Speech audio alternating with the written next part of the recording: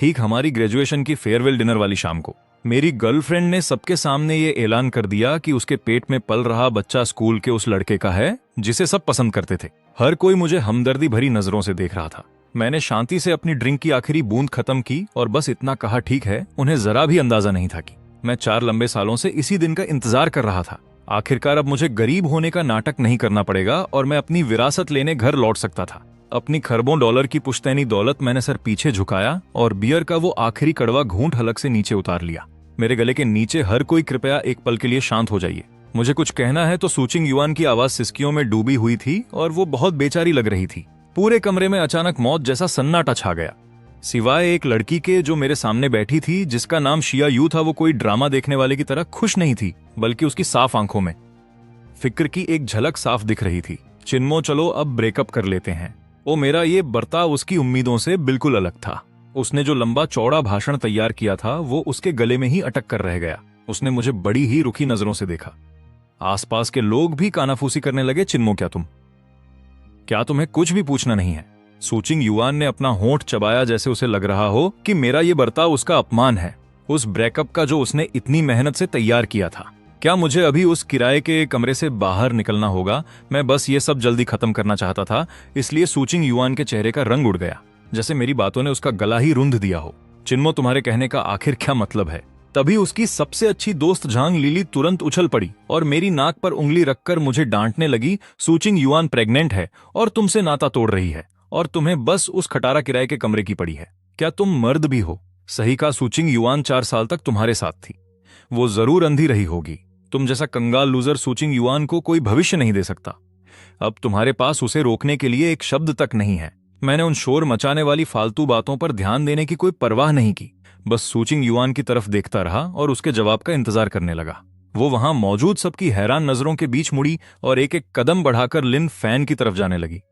लिन fan सोफे पर ऐसे टिक कर बैठा था जैसे कोई राजा अपनी जीत का इनाम पाने का इंतजार कर रहा हो। सूचिंग युआन ने उसका हाथ थाम लिया और एक एक शब्द पर जोर देते हुए कहा, चिन्मो, ध्यान से सुन लो, मैं जिससे प्यार करती हूँ वो लिन फैन है, हमेशा से वही था, और मेरे पेट में पल रहा बच्चा भी उसी का है। ये सुनते ही भीड़ में शोर मच गया। अनगिनत निगाहें मुझ पर स्पॉटलाइट की तरह पड़ रही थीं, जैसे मुझे शर्मिंदगी के खंभे से बांध देना चाहती हूं।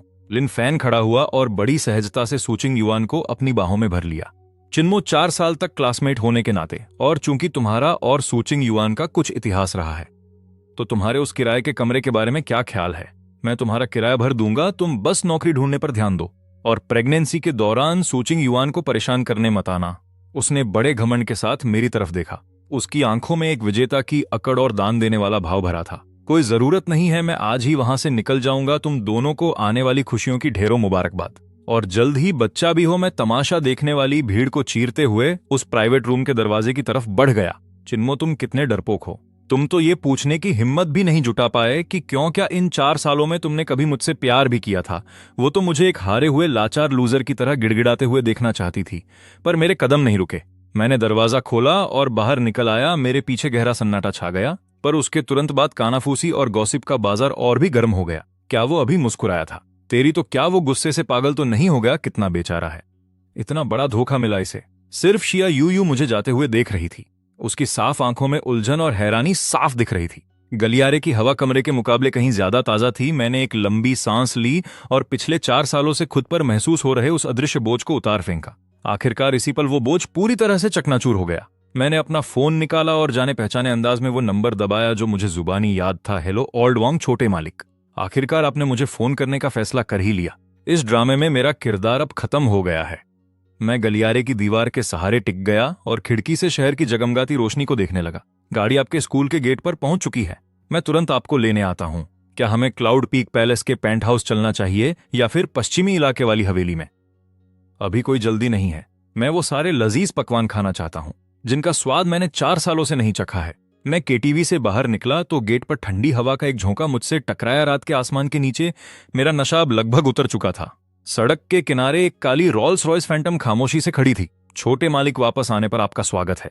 मैंने सिर हिलाया और झुककर अंदर बैठ गया। मुलायम चमड़े की उस सीट ने मेरे शरीर को जैसे बाहों में भर लिया हो। गाड़ी के अंदर लकड़ी की भीनी भीनी खुशबू आ रही थी, जो उस केटीवी के अंदर की शराब, सस्ती बियर और सिगरेट की बदबू से बिल्कुल अलग थी। केटीवी से अभी अभी ओल्ड वांग, गाड़ी बढ़ाओ जी छोटे मालिक। मैं सीट पर पीछे की तरफ झुक गया और अपनी आंखें बंद कर लीं। याद करने लगा कि कैसे 4 साल पहले मैं इस कहानी का हिस्सा बना था और चिन परिवार का इकलौता वारिस बन गया था, जो राजधानी का सबसे रईस खानदान है।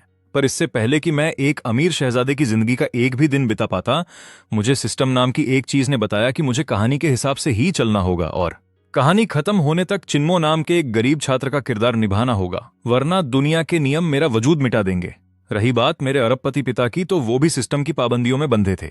हर महीने गुजारे के लिए मेरे कार्ड में ठीक 2000 आरएमबी भेजने के अलावा उन्हें मुझसे किसी भी तरह का फालतू संपर्क रखने की इजाजत नहीं थी। आखिरकार मैंने वो बुरा दौर पार कर लिया। ओल्ड वॉन्ग ने एक बिल्कुल नया बॉक्स आगे बढ़ाया। अगली सीट से छोटे मालिक आपका फोन बिना किसी पछतावे के। मैंने पुराना फोन गाड़ी के कचरे के डिब्बे में फेंक दिया। नया फोन चालू करते ही मैसेज और मिस्ड कॉल की बाढ़ सी आ गई। उनमें से ज्यादातर एक ही फोन नंबर से थे, जो बुढ़े के नाम से सेव था। मेरे पिता, जिन्हें मैंने 4 सालों से नहीं देखा था, ओए बदतमीज लड़के, आखिरकार तुमने फोन उठाने का फैसला कर ही लिया। वांग ने तुम्हारे सारे कार्ड अनलॉक कर दिए हैं, बिना किसी लिमिट वाला ब्लैक कार्ड जितना मन चाहे खर्च करो। आज रात उस कबाड़खाने में वापस मत जाना। तुम्हारी माँ ने क्लाउड पीक पैलेस वाला घर तुम्हारे लिए साफ करवा दिया है, बस वहीं जाकर रहो। वॉइस मैसेज की एक के बाद एक झड़ी लग गई, जिसमें उस रईसी अंदाज वाली परवाह भरी थी। मुझे समझ आ गया। बैंकिंग ऐप में जीरो की लंबी लाइन देखकर मेरा सिर चकराने लगा। आखिरकार यही वो पूंजी है जिसकी मदद से मैं अब आराम की जिंदगी जी सकता हूं। ठीक उसी पल केटीवी वाले क्लासमेट्स का वीचेट ग्रुप, जिसका नाम पार्टी कभी खत्म नहीं होती था, वो चमकने लगा। झांग लिली ने सबको टैग किया, दोस्तों एक धमाकेदार खबर है। मैं अभी केटीवी से बाहर निकली और अंदाजा लगाओ मैंने क्या देखा। मैंने उस कंगाल लूजर चिन्मो को एक रॉल्स रॉयस फैंटम में बैठते देखा और उसकी नंबर प्लेट पर 5-8 थे। ग्रुप चैट में 3 सेकंड के लिए सन्नाटा छा गया। क्या तुम मजाक कर रही हो लिली? क्या तुमने ज्यादा पी ली है? 5-8 वाली रॉल्स रॉयस फैंटम, क्या वो शहर के सबसे अमीर आदमी की गाड़ी नहीं है? चिनवोनली, तेरी तो दोनों का सरनेम चिन है। कहीं चिन्मो अरबपति चिन का नाजायज बेटा तो नहीं? भगवान, ये कहानी तो बहुत ही खतरनाक मोड़ ले रही है। तभी सूचिंग युआन भी सामने आई। लिली बकवास मत करो। उसके बात करने का अंदाज बहुत हड़बड़ी भरा था, जैसे वो मेरा बचाव कर रही हो, पर असल में वो खुद को यकीन दिलाना चाह रही थी। बकवास नहीं है, मैंने अपनी आंखों से देखा है। 100% सच है। अगर यकीन नहीं आता तो खुद बाहर आकर देख लो।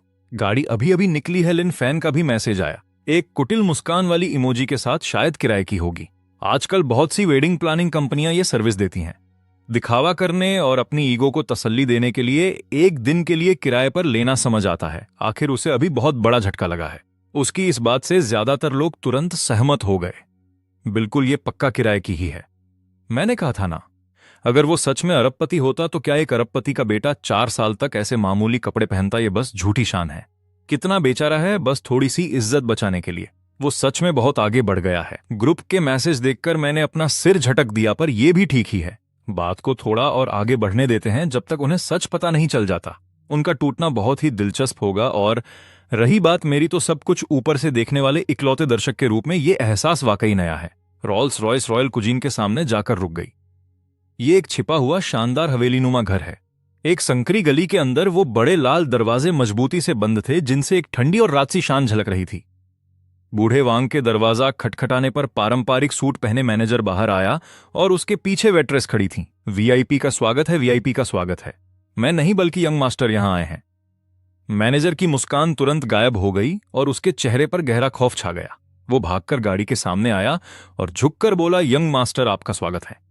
आप वापस आ गए। मैंने बस एक हूं की आवाज निकाली और फिर अंदर कदम रखा। अपना सबसे बेहतरीन पर्पल हेवन हॉल खोलो, वहां की हर खास डिश लेकर आओ, और Buddha jumps over the wall वाली डिश सबसे बड़ी प्लेट में लाना।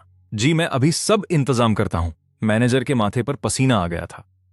वो जल्दी से मेरे पीछे आया और गलियारों से होते हुए हम पर्पल हेवन हॉल पहुंचे, जहां फर्नीचर बेहद कीमती लकड़ी से बना था, जो आलीशान था।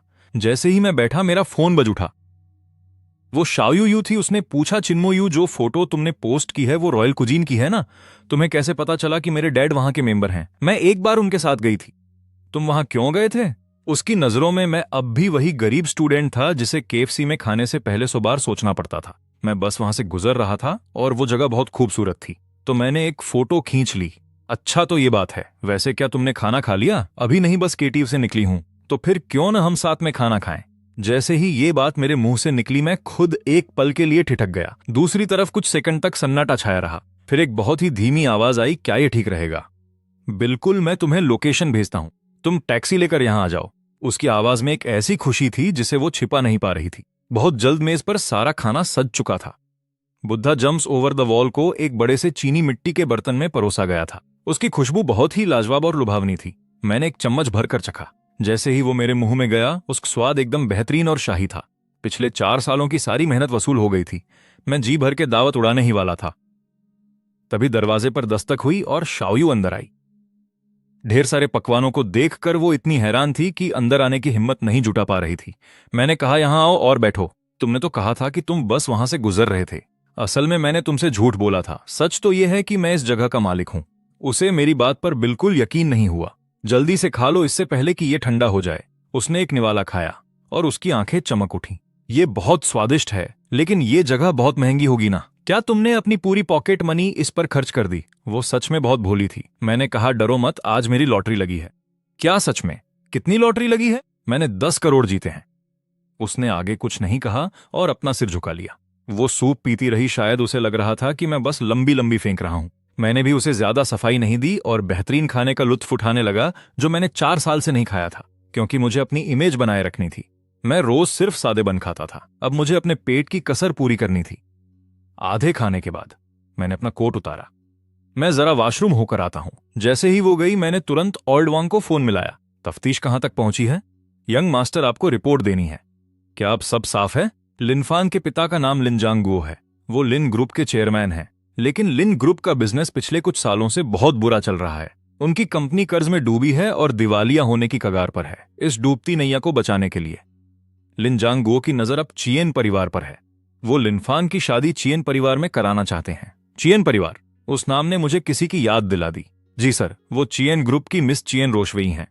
वो आपकी पूर्व मंगेतर हैं। चियन रोशवेई का वो खूबसूरत मगर पत्थर जैसा चेहरा मेरे दिमाग में आ गया। वो एक बेहद सख्त मिजाज सीईओ थी जो पूरे शहर के बिजनेस जगत में अपनी बेरुखी के लिए मशहूर थी। वो मेरी पार्टनर थी। बचपन का वो रिश्ता जो मेरे डैड ने तय किया था। मेरे यहां आने के कुछ समय बाद ही उसने खुद ये सगाई तोड़ दी थी। वजह यह थी कि उसे मेरा पढ़ाई और करियर पर ध्यान न देना पसंद नहीं था। वो सोचती थी कि मैं बस सारा दिन आवारागर्दी करता हूं। उस वक्त मैं अपनी चाल चलने में मसरूफ था, इसलिए मैंने उस पर ध्यान नहीं दिया। किसे पता था कि घूम फिर कर हम फिर से एक दूसरे के सामने आ जाएंगे। तो सुकिंग युआन के पेट में जो बच्चा है, लिनफान उसका इस्तेमाल करेगा ताकि चियन रोशवेई को सगाई के लिए मजबूर कर सके। जी सर, मामला कुछ ऐसा ही लग रहा है। वो उन्हें धोखे में रखकर फंसाना चाहता है ताकि चियन परिवार को झुकना ही पड़े। आखिरकार चियन परिवार के उसूल बहुत ही सख्त हैं।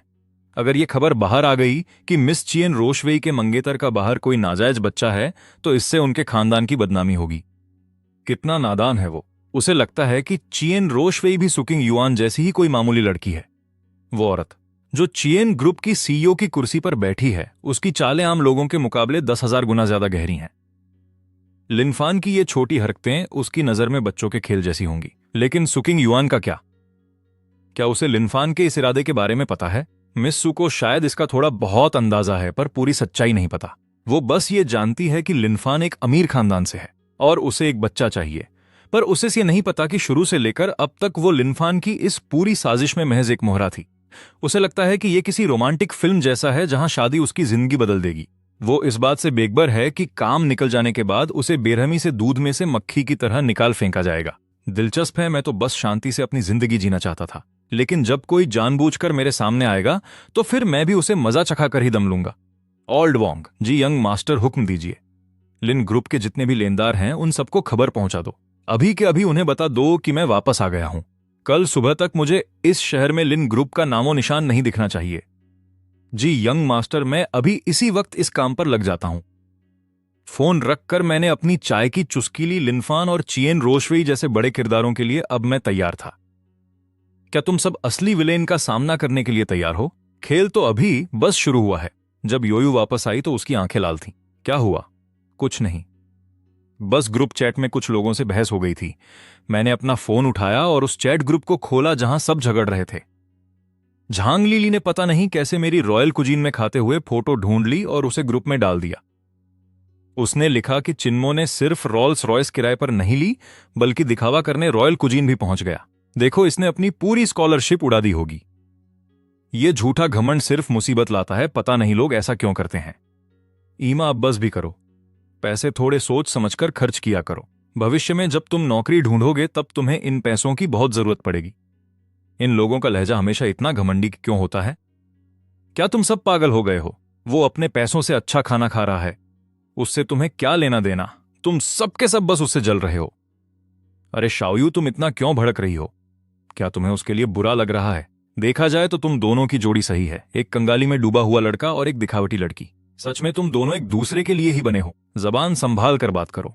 इसके बाद भद्दी और कान फाड़ने वाली गालियां शुरू हो गईं। चियोयू साफ तौर पर उनका मुकाबला नहीं कर पा रही थी। मैंने उसके हाथ से फोन छीन लिया, एक लाइन टाइप करके मैसेज भेज दिया। कुएं के मेंढकों की टोली, क्या खुद को आसमान की विशालता पर चर्चा करने के लायक समझते हो? उसे भेजने के बाद मैंने तुरंत ग्रुप छोड़ दिया। यूं देखो उसकी आंखें कैसे फटी की फटी रह गईं। बेवकूफों की टोली से कुछ भी कहना बेकार है। मैंने फोन उसे वापस थमा दिया, कहीं तुम्हारा दिमाग भी इनके जैसा न हो जाए। वो काफी देर तक सुध-बुध खोई खड़ी रही, फिर अचानक वो खिलखिलाकर हंस पड़ी। उसकी आंखों के कोनों में आंसू अभी सूखे नहीं थे, लेकिन उसकी मुस्कान बारिश के बाद निखरे आसमान जैसी उज्जवल थी। उसने धीरे से कहा, तुम बदल गए हो, है ना? एक गहरी नजर के साथ उसने सिर हिलाया। मजबूती से। पुराने तुम हमेशा सिर झुकाकर सब सह लेते थे, आज के तुम ऐसा लगता है जैसे तुम चमक रहे हो। शायद यह पैसों की चमक है। चलो, मैं तुम्हें घर छोड़ देता हूं। कोई जरूरत नहीं, कोई जरूरत नहीं, मैं टैक्सी कर लूंगी, फिर मिलते हैं, यूयू ने हड़बड़ाहट में कहा, हाथ हिलाते हुए। रात में एक लड़की का अकेले बाहर होना सुरक्षित नहीं है। मैंने एक और शब्द नहीं कहा। उसे कलाई से पकड़कर प्राइवेट रूम से बाहर लाते हुए। उसका हाथ बहुत ठंडा था। जैसे ही मैंने उसे पकड़ा, उसका पूरा शरीर अकड़ गया और उसके गाल तेजी से गुलाबी हो गए। दरवाजे के बाहर ओल्ड वोंग रोल्स रॉयस के पास इंतजार कर रहे थे। फैंटम मुझे आते देख उन्होंने सम्मान से झुककर दरवाजा खोला। चियायू पूरी तरह पत्थर बन गई थी। अविश्वास के कारण उसका छोटा सा मुंह खुला का खुला रह गया। वहां ऐसे खड़े क्या देख रही हो? या क्या यह कार वाकई तुम्हारी है? उसकी आवाज कांपी। अगर नहीं तो और किसकी? किराए की है शायद। मैंने उसे चिढ़ाने के लिए लिन फैन के अंदाज की नकल की। चियायू का चेहरा लाल टमाटर जैसा हो गया। शायद खुद को जोकर महसूस कर रही थी। अंदर बैठो, मेरी बड़ी परोपकारी जिया। मैंने उसकी घबराई हुई हालत में उसे कार के अंदर खींचा। अंदर का माहौल थोड़ा अजीब था जिया। यूयू ने अपना सिर झुका लिया और अपनी उंगलियों से खेलने लगी। काफी देर बाद उसने फुसफुसाते हुए एक सवाल पूछा, क्या तुम वाकई चिनवानली के बेटे हो? तो फिर तुमने स्कूल में गरीब होने का नाटक क्यों किया? जिंदगी का अनुभव लेने के लिए। यह बहाना काफी अच्छा है। वह काफी देर तक चुप रही, फिर अचानक उसने गंभीर नजरों से मेरी तरफ देखा। तो सुकिंग युआन के साथ तुम्हारा ब्रेकअप, तुम्हें जरा भी दुख नहीं हुआ ना? मैं भला दुखी क्यों हूं उस औरत के लिए जिसने पैसों के लिए भावनाओं को धोखा दिया। यह इसके लायक नहीं है, लेकिन आखिर 4 साल का वक्त था। किसी को साफ तौर पर समझने के लिए 4 साल का वक्त लगा। इसे एक सबक समझो। और वैसे मैंने एक मिशन पूरा कर लिया है। हाँ, एक बहुत जरूरी मिशन जिया। यूयू को सब समझ आ गया था। उसकी आंखों में दर्द की झलक, बेचैनी और एक ऐसी भावना थी जिसका उसे अभी एहसास नहीं हुआ था। कार उसके अपार्टमेंट के गेट पर पहुंच गई। एक सेकंड रुको। जब उसने सीट बेल्ट खोली तो मैंने उससे वापस बुलाया और थमा दी। घर की बनी बियर की एक बोतल। यह तंत्रिकाओं को शांत करने और नींद में मदद करती है। थोड़ा पीना और फिर अच्छी नींद लेना, ठीक है? पिछले 4 सालों में यह मेरे कुछ शौकों में से एक था। जिया। यूयू ने वह गुनगुनी बोतल ले ली और उसकी आंखें चमक उठीं। शुक्रिया चिन्मो। उसे गलियारे की तरफ भागते हुए देखते हुए मैंने अपनी मुस्कान समेट ली। ओल्ड वोंग, जिया यूयू के पारिवारिक बैकग्राउंड की थोड़ी जांच कीजिए। जी, क्या कुछ और करना है सर? कोई जरूरत नहीं, मैं बस यह जानना चाहता हूं कि क्या वह वाकई उतनी ही सरल है जितनी दिखती है।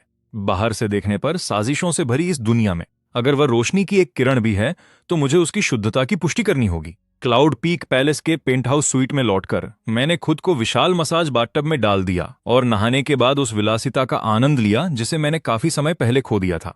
मैंने 82 की लाफिट का एक गिलास डाला। गरीबी में बिताए उन 4 सालों के नाम एक जाम। फोन बजा। ओल्ड वांग थे, छोटे मालिक। लिन, ग्रुप खत्म हो गया है। इतनी जल्दी?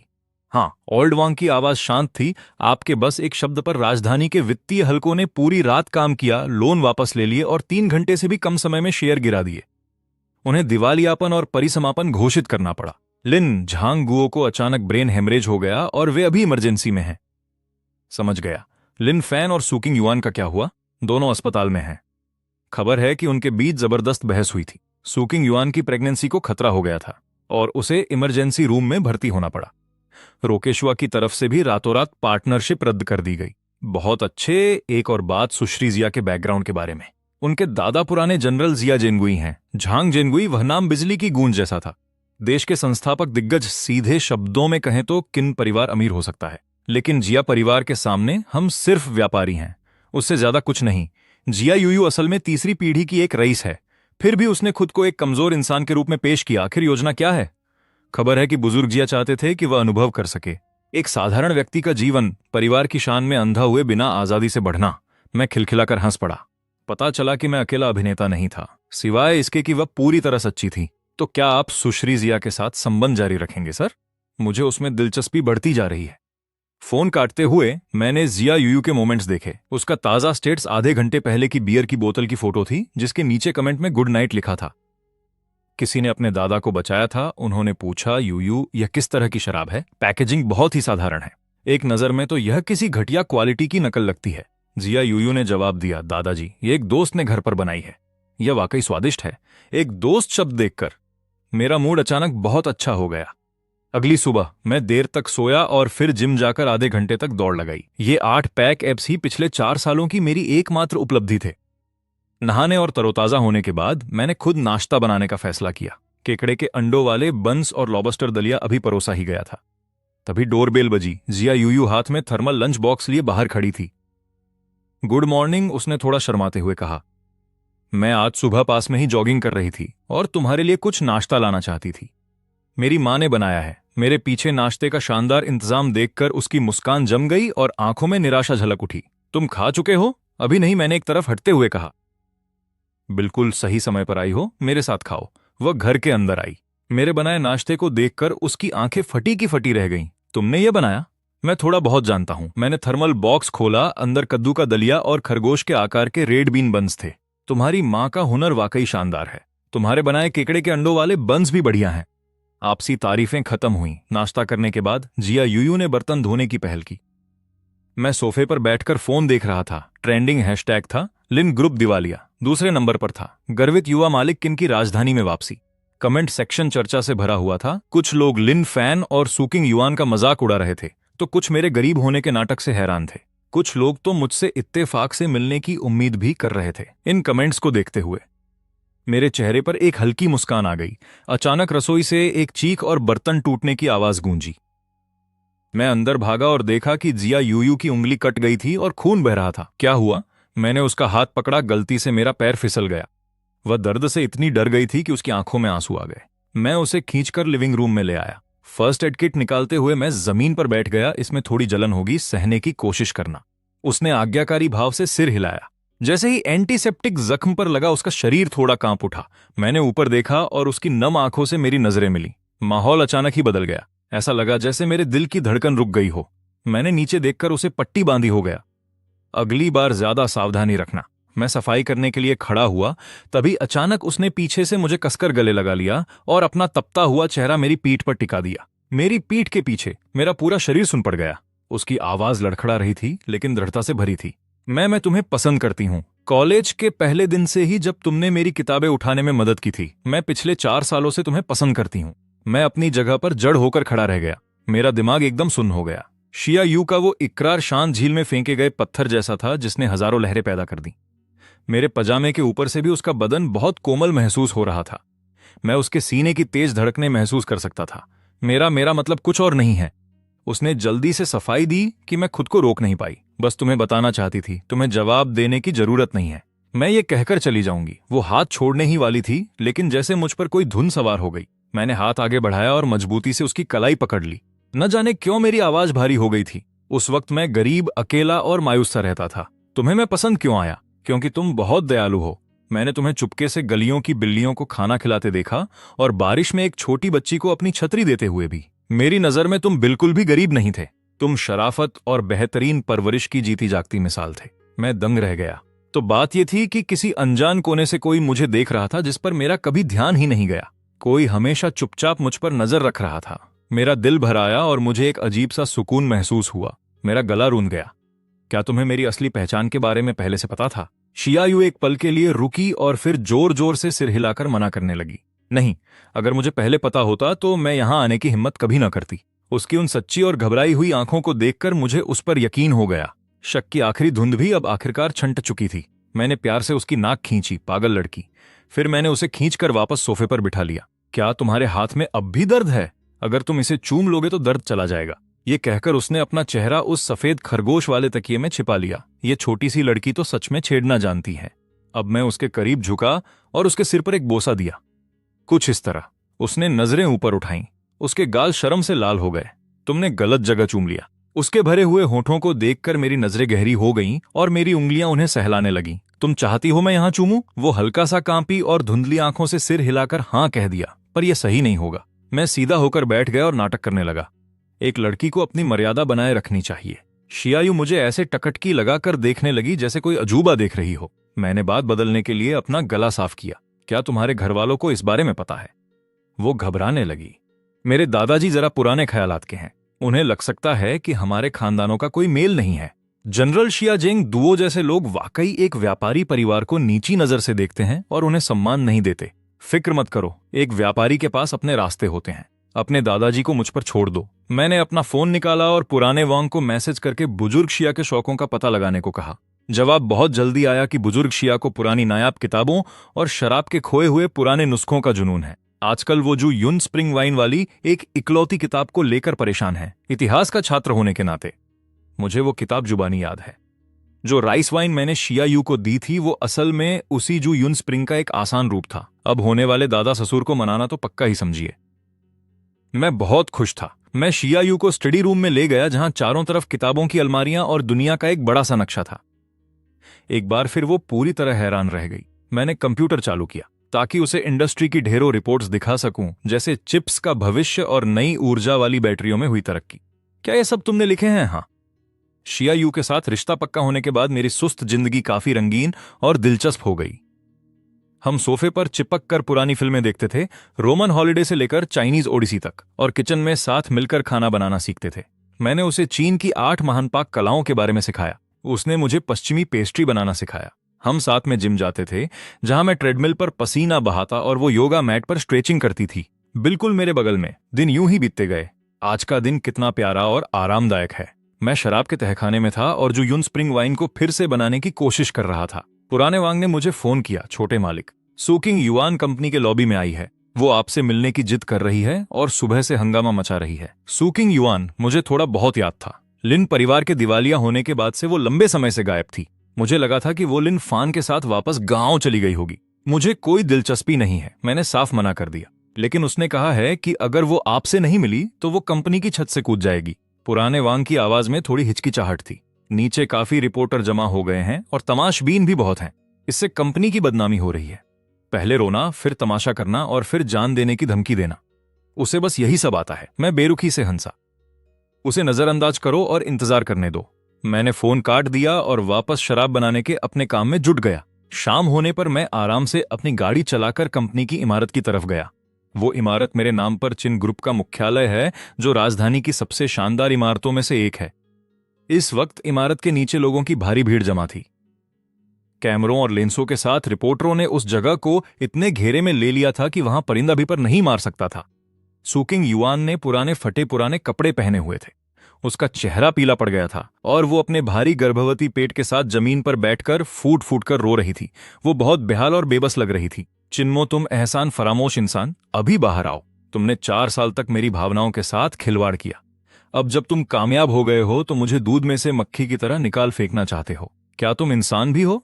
मेरे पेट में पल रहा ये बच्चा तुम्हारा है। अगर तुमने जिम्मेदारी लेने से मना किया तो मैं सबके सामने तुम्हारी कंपनी के आगे ही अपनी जान दे दूंगी। वो चिल्ला चिल्ला कर मुझ पर आरोप लगा रही थी। आसपास के लोग खुसर फुसर कर रहे थे और उसकी तरफ इशारा कर रहे थे, जबकि कैमरों की फ्लैश लगातार चमक रही थी।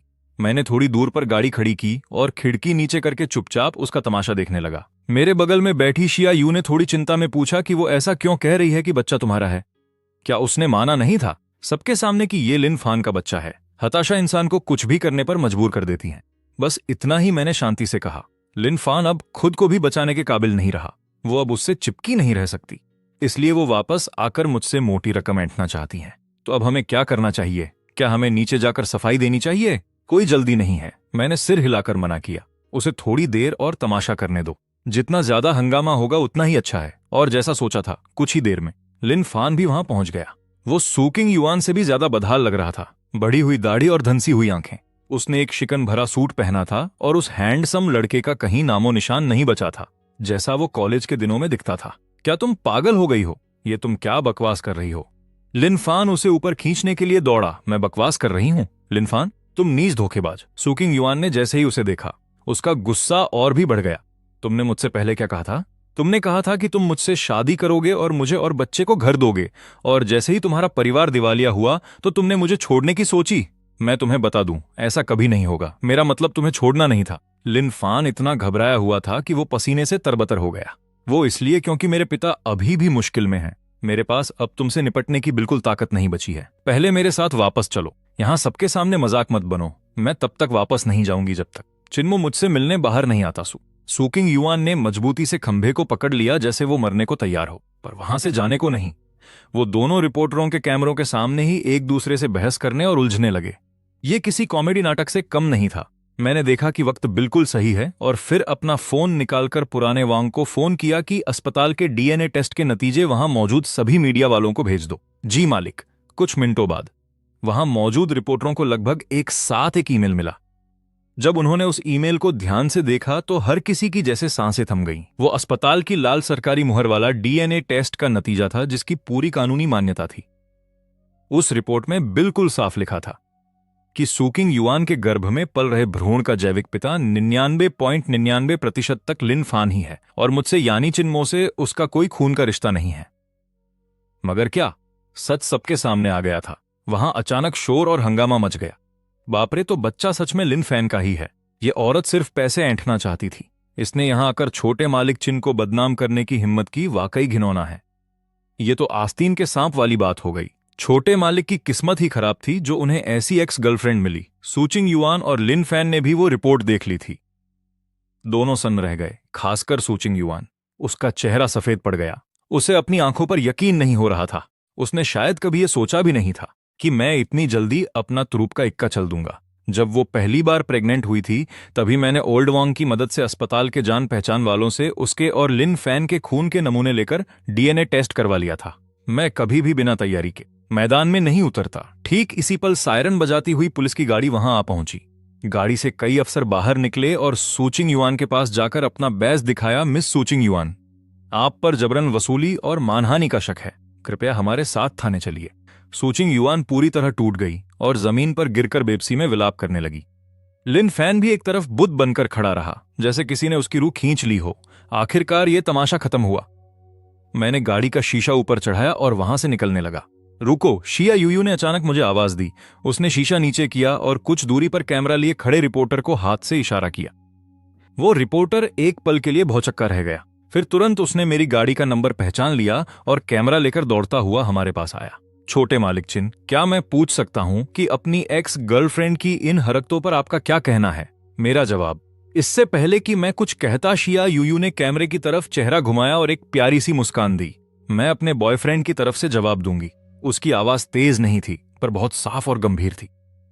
हमें भरोसा है कि कानून सही फैसला करेगा। इसके अलावा वो रुकी और हाथ आगे बढ़ाया। अपना हाथ मेरे हाथ में डाला और अपना सिर मेरे कंधे पर रखकर कैमरे के सामने एक एक शब्द साफ कहा। कृपया अब से कोई भी उन्हें एक्स गर्लफ्रेंड कहकर हमारी जिंदगी में दखल ना दे, क्योंकि चिन्मो की आज और भविष्य की इकलौती गर्लफ्रेंड मैं ही हूं। इतना कहकर उसने मेरे गाल पर एक जोरदार किस किया। वो रिपोर्टर और वहां मौजूद हर कोई ये मंजर देखकर दंग रह गए। शिया यूयू के इस रिश्ते के खुले ऐलान ने सबका मुंह बंद कर दिया। इस बात का जबरदस्त असर हुआ। अगले ही दिन हर जगह यही खबरें थीं कि कैसे चिन्मो की गर्लफ्रेंड ने उन्हें बचाया और सुचिंग युआन का प्यार पल भर में हार गया। इन शब्दों ने सोशल मीडिया के हर प्लेटफॉर्म पर धूम मचा दी और हम इंटरनेट के सबसे चर्चित जोड़े बन गए। रही बात सुचिंग युआन की, तो जबरन वसूली के आरोप साबित होने और प्रेगनेंसी की वजह से उसकी सजा टाल दी गई, पर उसकी इज्जत पूरी तरह मिट्टी में मिल गई। लिन फैन को अपने बीमार पिता और कर्ज के बोझ के साथ शहर छोड़कर जाना पड़ा और वो कहीं गायब हो गया। इस तरह कहानी के मुख्य किरदारों का बहुत ही बुरा अंत हुआ। इन फालतू बातों को सुलझाने के बाद मैंने अपना सारा ध्यान अपने होने वाले ससुर को मनाने में लगा दिया। मैंने एक हफ्ता खुद को लैब में बंद रखा और हान राजवंश के समय की मशहूर वाइन बनाने में कामयाब रहा। फिर मैंने ओल्ड वॉन्ग से एक विदेशी के तौर पर शहर के सबसे बड़े ऑक्शन हाउस से संपर्क करवाया और ऐलान किया कि उनके पास प्राचीन किताबों का एक दुर्लभ संग्रह है और वो उसे नीलाम करना चाहते हैं। इस खबर ने पुरानी चीजों के शौकीनों में खलबली मचा दी। जनरल झाओ जेंगो तक भी ये खबर पहुंची। नीलामी के दिन मैंने खुद को अच्छी तरह तैयार किया और एक शानदार सूट पहनकर शिया यूयू के साथ वहां पहुंचा। यूयू ने मेरा हाथ पकड़ा और घबराते हुए पूछा, क्या तुम्हें यकीन है कि हम जीतेंगे? दादाजी का गुस्सा बहुत तेज है। फिक्र मत करो, मैंने उसका हाथ दबाया और कहा, आज मैं पक्का तुम्हारे दादाजी को इस बॉयफ्रेंड से 100% खुश कर दूंगा। जैसे ही हमने हॉल में कदम रखा, हमने देखा कि झाओ जेंगो पहली ही लाइन में बैठे हुए थे। बुजुर्ग ने माउस रंग का सूट पहना था और वो बहुत ही फुर्तीले और रौबदार लग रहे थे। उनके आसपास कई बड़ी उम्र के रईस और प्रभावशाली लोग बैठे थे जो व्यापार की दुनिया के बड़े खिलाड़ी थे। यूयू उनके पास जाकर नमस्ते करना चाहती थी, पर मैंने उसे रोक दिया। अभी जल्दी नहीं है, पहले तमाशा देखते हैं। इसके बाद नीलामी आधिकारिक तौर पर शुरू हुई। शुरुआत की कुछ चीजें उतनी खास नहीं थीं, जब तक कि वो दुर्लभ प्राचीन किताब सामने नहीं आई। उसकी शुरुआती बोली 10 लाख युआन थी। झाओ जेंगो ने तुरंत अपनी तख्ती ऊपर उठाई। कीमत लगातार बढ़ती गई और जल्द ही 1 करोड़ युआन के पार पहुंच गई। अंत में सिर्फ झाओ जेंगो और एक अनजान खरीदार जो वीआईपी रूम में था, उनके बीच 5 करोड़ की जंग छिड़ गई। झाओ जेंगो ने तख्ती उठाई और उनके बोलने का अंदाज बहुत ही दमदार था। वो इसे जीतने के लिए कुछ भी करने को तैयार थे। तभी वीआईपी रूम से 6 करोड़ की आवाज आई। झाओ जेंगो के माथे पर बल पड़ गए। उनके पास खड़े आदमी ने कान में धीरे से कहा, साहब, हमारा बजट कम पड़ रहा है। झाओ जेंगो पूरी उम्र ईमानदार रहे थे, अपनी सारी जमा पूंजी मिलाकर भी वो सिर्फ कुछ करोड़ ही जुटा पाए थे। ये उनकी तरफ से दी जाने वाली सबसे बड़ी बोली थी। उन्होंने एक ठंडी आह भरी। उनकी आंखों में मलाल और हार मान लेने का भाव साफ दिख रहा था। जैसे ही वो अपनी तख्ती नीचे करने वाले थे, तभी 10 करोड़ एक की गूंजती हुई आवाज पूरे हॉल में सुनाई दी। सबने एक साथ मुड़कर देखा और सबकी निगाहें मुझ पर टिक गईं। मैं मुस्कुराया और अपने हाथ की तख्ती को ऊंचा कर दिया। झाओ जेंगो भी हैरान थे। उन्होंने मुझे देखा और फिर पास खड़ी अपनी पोती को देखा, जिसका चेहरा शर्म से लाल था। उनकी नजरों में शक साफ था। वीआईपी रूम वाला मेहमान अब शांत था। एक पुरानी किताब के लिए 10 करोड़ की कीमत बाजार के भाव से कहीं ज्यादा थी। ये तो पानी की तरह पैसा बहाना हुआ, सिर्फ एक मुस्कान पाने के लिए। 1, 2 और 3 बोली पक्की हुई। इस सज्जन को बहुत बहुत बधाई। दुर्लभ किताब खरीदने के लिए पूरा हॉल तालियों की गड़गड़ाहट से गूंज उठा और मैं अपनी जगह से खड़ा हो गया। सबकी नजरों के बीच में धीरे धीरे झाओ जेंगो की तरफ बढ़ा। मैंने उनकी तरफ नहीं देखा, बल्कि रेशम में लिपटी वो किताब उठाकर शिया यूयू को दे दी। तुम्हारे दादाजी के लिए एक छोटा सा तोहफा। शिया यूयू ने कांपते हाथों से उसे थाम लिया। तब मैं मुड़ा और झाओ जेंगो की तरफ देखा। हल्का सा झुककर मैंने उन्हें सम्मान दिया, पर मैं डरा हुआ बिल्कुल नहीं था। मैंने साफ लफ्जों में कहा, आपका छोटा चिन्मो यूयू का बॉयफ्रेंड। पहली मुलाकात है, कृपया ये मामूली सा तोहफा स्वीकार करें। झाओ जेंगो मुझे बाज जैसी नजरों से घूर रहे थे, जैसे मेरी रूह तक झांकना चाहते हों। थोड़ी देर बाद वो बोले, तुम व्यापारियों की ये चालाकियां खूब चलती हैं ना? क्या पैसों से मेरी पोती को खरीदना चाहते हो? मैं ऐसा बिल्कुल नहीं चाहूंगा। मैंने उनसे नजरें मिलाई। बिना किसी डर के मैंने कहा, यह किताब तो बस शुरुआत है, असली तोहफा तो अभी बाकी है। मैंने चुटकी बजाई। ओल्ड वोंग तुरंत वाइन का एक पुराना मटका लेकर आगे बढ़ा।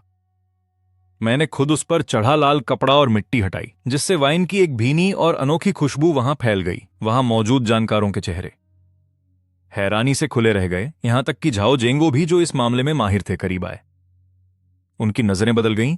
इस वाइन की खुशबू वैसी ही है जैसी पुरानी किताबों में दर्ज है। यह तो बिल्कुल वैसी ही है जो मैंने सालों की मेहनत से तैयार की है। मैंने मुस्कुराते हुए कहा, किताब बेजान चीज है, पर यह वाइन जिंदा है। मुझे लगा कि एक अकेली किताब के मुकाबले आपको इतिहास का यह घूंट ज्यादा पसंद आएगा। झाओ जेंगो इस बात से पूरी तरह हिल गए थे। वो टकटकी लगाकर उस वाइन के मटके को देखने लगे, फिर मेरी तरफ देखा और उनकी नजरों का शक अब तारीफ और दिलचस्पी में बदल गया। तुम काफी दिलचस्प लड़के हो। अब उन्होंने मना नहीं किया। अपने आदमी को मटका थामने का इशारा किया और मैं समझ गया कि मैंने उनकी पहली परीक्षा पार कर ली है। नीलामी के बाद झाओ जेंगो ने मुझे अपने घर बुलाया। शिया यूयू साथ आना चाहती थी, पर दादाजी के एक इशारे पर वो पीछे हट गई। वो बस दरवाजे पर खड़ी होकर मुझे देखती रही। उसके चेहरे पर फिक्र थी, पर मैंने खामोशी से उसे भरोसा रखने का इशारा किया और दादाजी के पीछे उनके कमरे में चला गया। वहां चारों तरफ किताबें भरी थीं और साथ ही कई पुराने मेडल और तस्वीरें भी थीं। उन्होंने मुझे बैठने को कहा और खुद मेरे लिए चाय बनाई। अब बोलो नौजवान, यूयू के करीब आने का तुम्हारा असली मकसद क्या है? मैं उससे प्यार करता हूं, मैंने सीधा जवाब दिया। कैसा प्यार? झाओ जेंगो एक कड़वी हंसी हंसे। तुम जैसे व्यापारियों के मुंह से प्यार की बातें शोभा नहीं देती। इसमें सिर्फ फायदा और गणित होता है। यूयू के दादाजी को व्यापारियों से काफी नफरत थी। मैंने चाय का प्याला उठाया और धीरे से बोला, अपनी जिंदगी में मैं भी सबसे ज्यादा नफरत लालची लोगों से करता हूं, जो सिर्फ पैसा देखते हैं। पर अगर कोई व्यापारी देश और लोगों के लिए काम करे तो क्या आप तब भी नफरत करेंगे? मेरे इस सवाल ने उन्हें चुप कर दिया। मैंने अपने बैग से एक फाइल निकाली और उनके सामने रख दी। ये मेरी रिसर्च टीम है जिसने एक नई चिप तकनीक बनाई है जो देश को दुनिया में सबसे आगे ले जाएगी। ये चिप बनाने की तकनीक में क्रांति ला सकती है और ये रही मेरी एक नई ऊर्जा वाली कंपनी जिसकी बैटरी तकनीक से इलेक्ट्रिक गाड़ियां दोगुनी दूरी तय कर सकेंगी और वो भी पूरी सुरक्षा के साथ। और ये मेरा AI मेडिकल प्रोजेक्ट है। ये डेटा के जरिए कैंसर का शुरुआती दौर में ही 90% तक पता लगा सकता है। मेरी हर बात के साथ उनके चेहरे पर हैरानी बढ़ती गई। जब उन्होंने वो सारे दस्तावेज पढ़ लिए तो वो इतने हैरान थे कि उनके मुंह से एक शब्द नहीं निकला। वो मुझे किसी अजूबे की तरह देख रहे थे। ये सब आपने किया है? मैंने अपनी टीम के साथ मिलकर ये मुमकिन किया। मैंने कहा, मेरी नजर में व्यापारी लालची इंसान का दूसरा नाम नहीं होता। पैसा तो बस एक औजार है। इस औजार का इस्तेमाल बड़ी वैल्यू बनाने और देश और समाज की तरक्की को आगे बढ़ाने के लिए किया जाना चाहिए। ये हमारी पीढ़ी के उद्यमियों की जिम्मेदारी और मिशन है। मजबूत युवा ही मजबूत राष्ट्र बनाते हैं। व्यापार भी देश की सेवा कर सकता है। वहां स्टडी रूम में कब्रिस्तान जैसी खामोशी छा गई। शाहजेंग गोयल ने बहुत देर तक मेरी तरफ देखा। उनकी नजरों में जो शक और सवाल थे वो अब हैरानी में बदल गए और फिर उन्हें सुकून और गर्व महसूस हुआ। वो अचानक खिलखिलाकर हंस पड़े। हाँ, बहुत बढ़िया, वाकई बहुत बढ़िया। व्यापार भी देश की सेवा कर सकता है। मैं अपनी कही बात वापस लेता हूं। वो खड़े हुए और मेरे कंधे पर जोर से हाथ मारा। तुम मेरी पोती यूयू के लिए बिल्कुल सही जीवन साथी हो। तुम्हें पाना उसकी खुशनसीबी भी है और हमारे परिवार के लिए भी ये एक वरदान है। मैं जानता था कि ये पहाड़ जैसा इंसान, जिन्हें लोग दादा ससुर कहते थे, मैंने न सिर्फ उनका दिल जीत लिया था बल्कि उन्हें अपना सबसे बड़ा मददगार बना लिया था। जब मैं शाह निवास से बाहर निकला तो शायू एक छोटे खरगोश की तरह भाग कर आई और सीधे मेरे गले लग गई। कैसा रहा? मेरे दादाजी ने तुम्हें ज्यादा परेशान तो नहीं किया ना? मैंने अपना चेहरा लटकाया और कहा कि वो हमारे साथ होने के खिलाफ हैं। शायू का चेहरा तुरंत उतर गया और उसकी आंखें भर आईं। मैंने अपनी बात खींचते हुए कहा, उन्होंने कहा कि जब तक हम जल्दी शादी नहीं करते तब तक वो अपने पड़पोते को नहीं देख पाएंगे। शायू 3 सेकंड के लिए सन्न रह गई। फिर उसे एहसास हुआ कि मैं उसे चिढ़ा रहा था। उसने कहा, तुम बहुत बुरे हो, और अपने नन्हे हाथों से वो मुझे धीरे धीरे मारने लगी, जिनमें बिल्कुल भी जोर नहीं था। मैं हंस पड़ा और उसके हाथ पकड़कर उसे अपनी बाहों में खींच लिया। उसके कान में फुसफुसाते हुए मैंने कहा, यू क्या तुम मुझसे शादी करोगी? इस बार वो बिल्कुल नहीं हिचकिचाई और बोली, हाँ मैं करूंगी, हाँ मैं करूंगी। हमारी शादी बिना किसी दिखावे के हुई, जिसमें सिर्फ करीबी परिवार और दोस्त आए थे। लेकिन वहां मौजूद हर इंसान इतना रसूखदार था कि उसके एक इशारे पर पूरी राजधानी कांप सकती थी।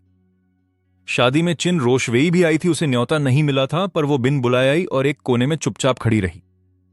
हमें अंगूठियां बदलते देख उसकी आंखों में अकेलापन और पछतावा साफ झलक रहा था। वो पहले से काफी कमजोर लग रही थी। उसका वो पुराना रौब अब पूरी तरह खत्म हो चुका था और उसके पूरे वजूद पर सिर्फ थकान और मायूसी छाई थी। मैंने बस एक सरसरी निगाह उस पर डाली और अपना मुंह फेर लिया। कुछ लोग अगर एक बार छूट जाएं तो पूरी जिंदगी के लिए छूट जाते हैं। मेरी नजरों और दिल में शुरू से आखिर तक सिर्फ वो लड़की थी जो दुल्हन के लिबास में मेरे पास खड़ी थी। मैंने उसका घूंघट उठाया और उसके शर्माते हुए गालों को देखा और उसे चूमते हुए कहा, मैं तुमसे प्यार करता हूं चिन्मो, मैं भी तुमसे प्यार करती हूं। शादी के बाद की जिंदगी सादी थी पर बहुत ही सुखद और मीठी थी। मैं अब भी आराम की जिंदगी जी रहा था और अपनी मर्जी से सोकर उठता था। अपनी पत्नी के लिए खाना बनाना और नई नई डिशेज आजमाना मेरा शौक बन गया था। कभी कभी कंपनी की मीटिंग में जाता, पर बाकी समय मैं यू के साथ ही रहता। लोग मजाक में कहते कि चिन्मो आज भी सोकर नहीं उठे क्या। इंटरनेट पर मेरे नाम का हैशटैग चलता रहता था, पर अब लोग मजाक उड़ाने के बजाय हमारी जोड़ी को देखकर जलने लगे थे। हमारे प्रेसिडेंट चिन अभी तक सोकर नहीं जागे हैं। वो पक्का घर पर अपनी पत्नी के साथ होंगे। ये कितने शानदार पति हैं। वो पैसे कमाते हैं और आप बस फूलों की तरह खूबसूरत बनी रही है। और वो खुद भी बहुत हैंडसम है।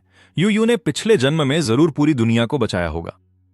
जहां तक मेरी बात है, मैंने यू को बहुत ज्यादा लाड़ प्यार से बिगाड़ दिया था। मैं इस दुनिया की हर बेहतरीन चीज उसे देना चाहता हूं।